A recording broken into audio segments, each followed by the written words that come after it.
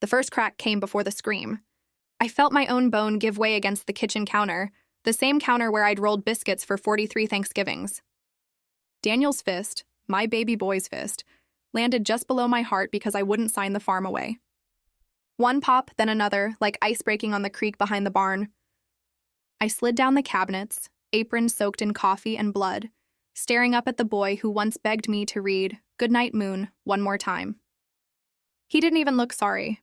He just said, "Sign it, Mom, or I'll make sure the next one's your hip." That's the moment your screen should freeze, my gray eyes wide, his shadow swallowing the light.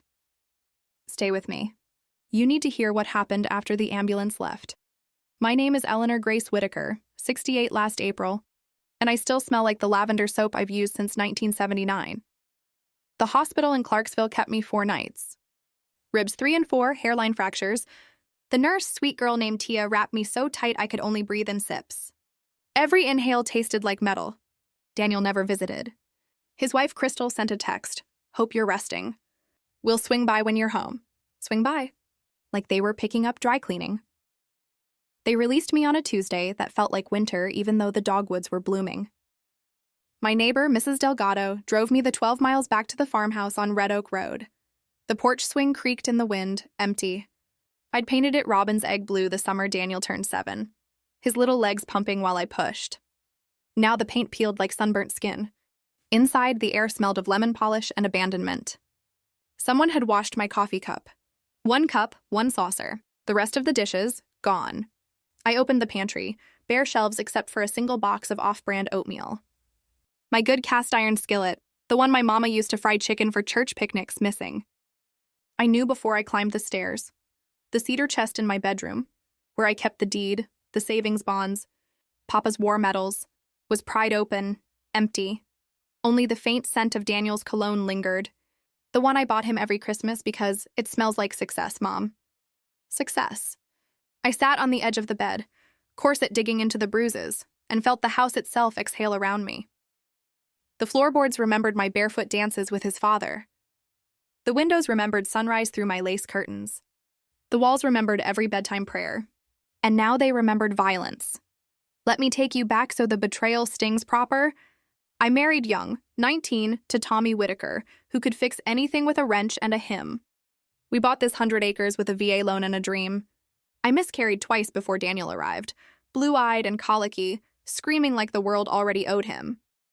Tommy died in 98, combined accident, left me the land and a boy who still slept with a nightlight shaped like a tractor. I kept body and soul together waitressing at the Dixie truck stop, double shifts, tips in a Maxwell House can.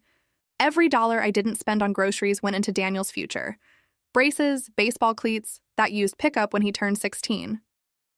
I sold the back 40 to pay for his community college. Sold Mama's silver when he wanted to start a landscaping business. Sold my wedding ring the year Crystal's braces couldn't wait. Each sale felt like peeling off a layer of my own skin, but I told myself love looks like sacrifice. Love looks like empty jewelry boxes and a pantry full of ramen. The farm was the last piece. Prime riverfront. Developers circling like buzzards. Offers climbed to 7 figures. Daniel's business tanked, bad contracts, worse partners. Crystal wanted granite countertops and a pool for the grandkids we'll have someday. They started small. Mom, just borrow against the equity. Mom, just cosign. Mom, it's basically yours anyway. Then the tone shifted. You're in your pride. Sitting on dirt while we struggle. I'd find Crystal in my kitchen, measuring walls for her fantasy remodel. Daniel stopped asking. He started telling, sign it, or we're done pretending you're family. The night he broke me, I'd cooked his favorite. Chicken and dumplings, the way Tommy liked, thick with cream. I set the table for 3, cloth napkins, the good plates with the tiny cracked rows. Crystal never showed. Daniel ate 2 bowls, wiped his mouth, slid the contract across the pine planks. Bank's ready. Pen's right there, I said no. Not yelled, just no, soft as falling snow. That's when his hand balled. That's when the world tilted. Back home from the hospital, I moved slow, like swimming through sorghum molasses. Mornings, I'd shuffle to the hen house, 6 Rhode Island Reds clucking sympathy. I'd collect eggs one-handed, the basket bumping my hip. The cold floorboards bit my bare feet. I'd pause at the window, watch frost feather the glass, and remember Daniel at 4, nose pressed to that same pane, waiting for the school bus. Don't leave me, Mama. I never did. Until now. The realization didn't crash. It seeped. 1 egg, 2 eggs, 3. I counted them like rosary beads. On the 7th morning, I called Mr. Hargrove, the lawyer who drafted Tommy's will.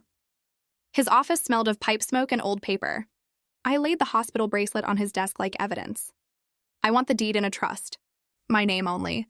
Revocable until I'm gone, then to the county land preservation. He didn't flinch. Just asked if I was sure. I thought of the empty cedar chest. Surer than Sunday, I said. Next, the safe deposit box. I'd forgotten it existed. Tommy's habit, hiding birthday cash for Daniel behind the spark plugs in the barn.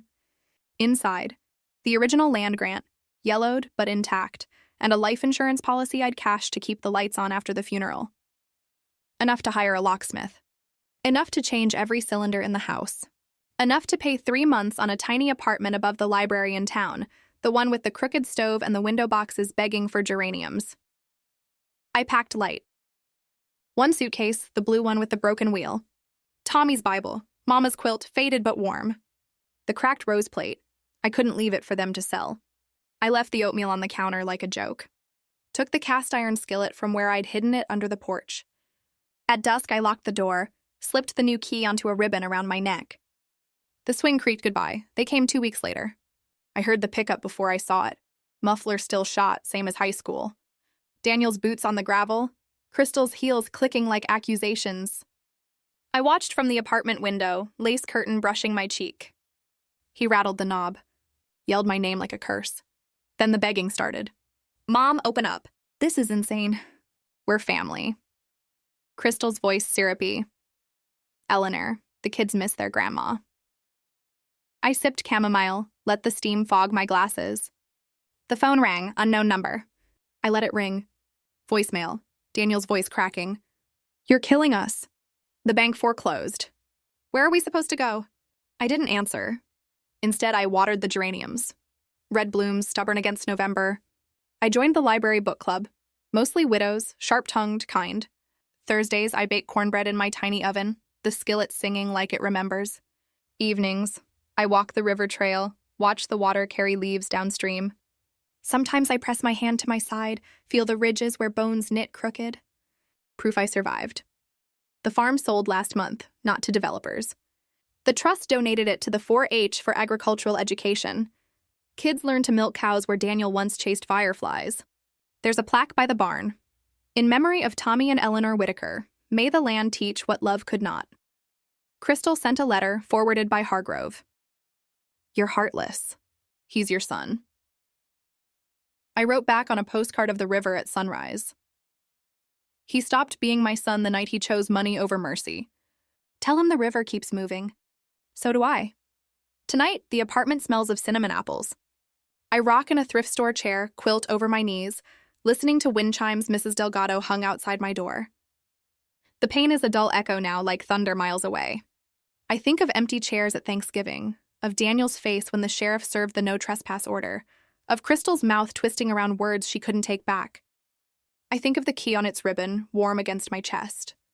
Control isn't the land. It isn't the skillet or the deed. It's this quiet room, this choice to open my door only to those who knock gentle.